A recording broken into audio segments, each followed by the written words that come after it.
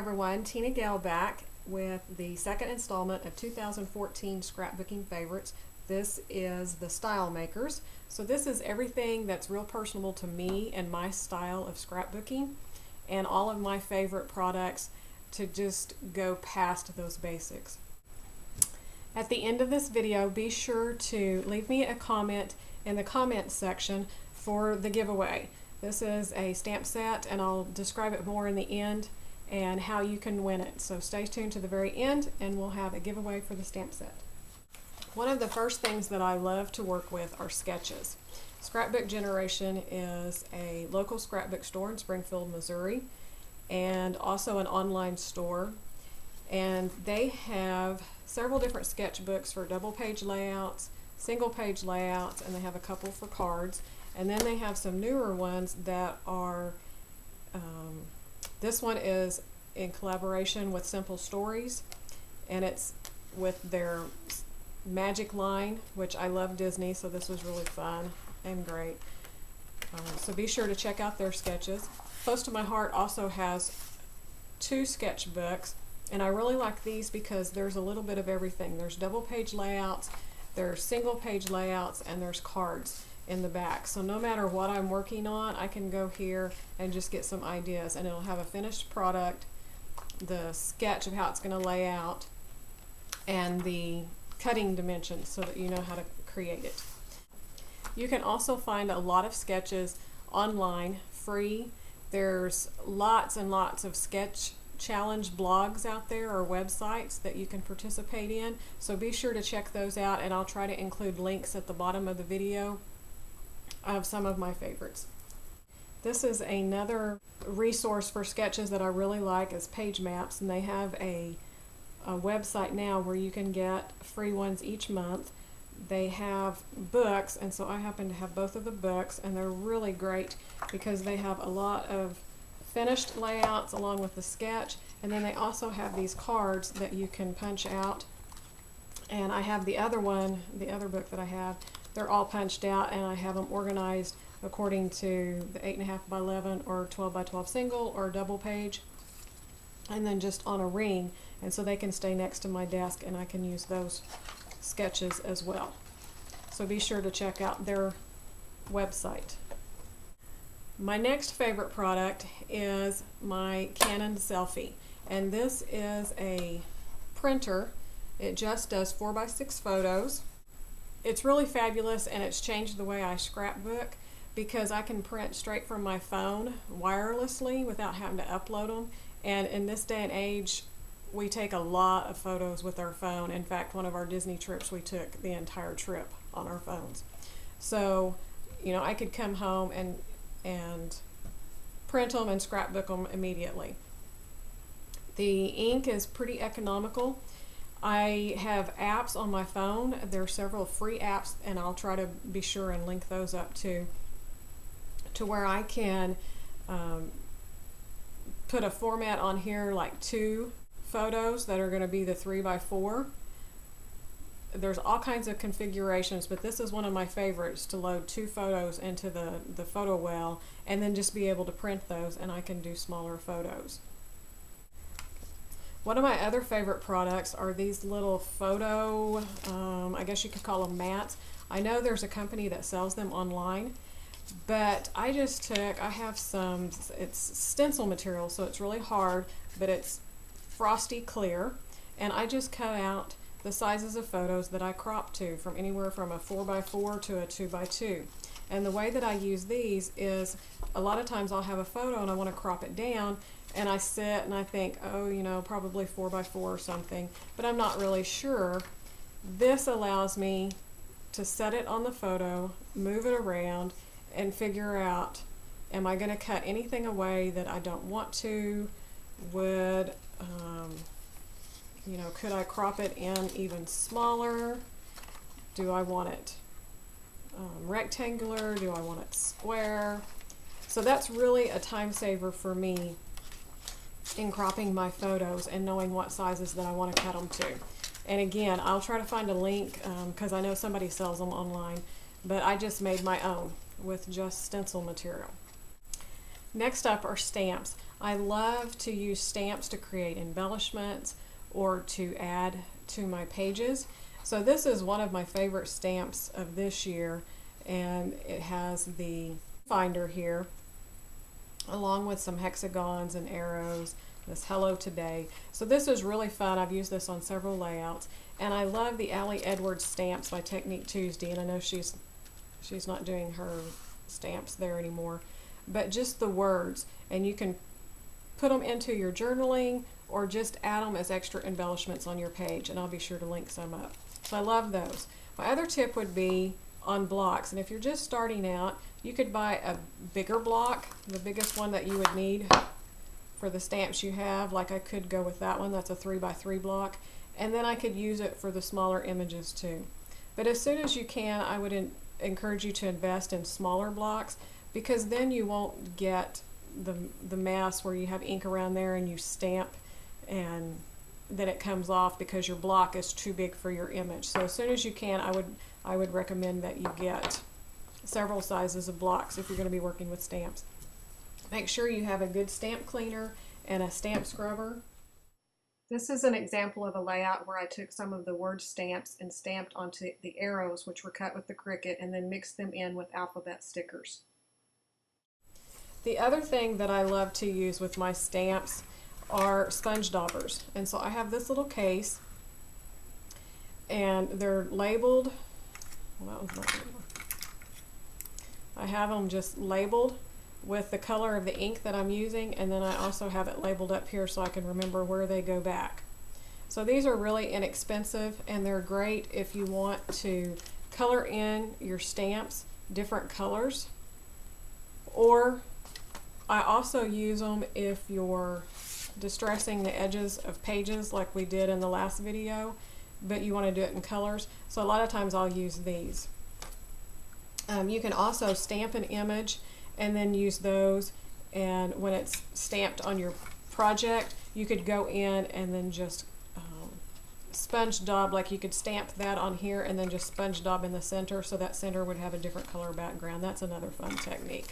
So I love my sponge daubers, and this little case just makes it great because it locks so it can't open, and it stays right here next to my desk. In this layout, I used several of the word stamps and phrases and the sponge daubers to stamp in different colors of ink for added effect.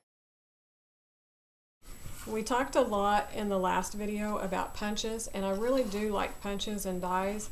And so once you have your basics down, I love border punches. They add so much to a page, whether you're doing a whole 12-inch border or you're just doing small.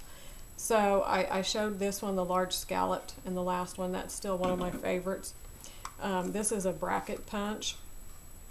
That's really fun, and it's great for boy pages or family pages or whatever. And then this one's a doily scalloped. So it's really great for feminine type pages, soft. And then I'm a huge Disney fan. I have a son that works for Disney. So my Mickey head punch is a must. It actually stays on my desk because I include it on a lot of pages, whether it's our vacation pages or not. And these punches like this, if you have problems punching anything like this because of problems with your hand, these punches from Fiskars are great. They're large and they squeeze so easily. So this is another one of my favorites. It's a cloud, and they come in 3 different sizes so that you can create 3 clusters of embellishment. So this is another favorite of mine, is the cloud punch.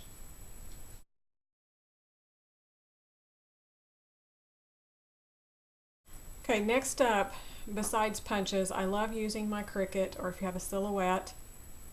I love being able to design and cut my own shapes. So these are the 3 go-to cartridges for me. They are exclusive to Close to My Heart, and they're the reason that I even signed up for Close to My Heart, is because I love the cartridges and I want to be able to get them at a discount. So there are other videos that show more details about these if you're interested. But my most used right now is Artbooking. And if you're not familiar with the cartridges, they're not like the other Cricut cartridges. There's over 700 images, so there's not a blank spot in the handbook or on the keyboard. They're all made to go together. They're so on trend right now.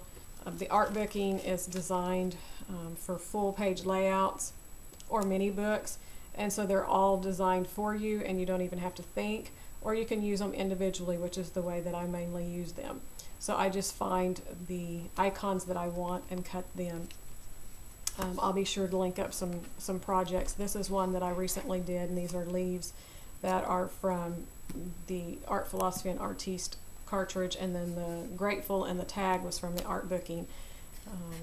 So this was a lot of fun.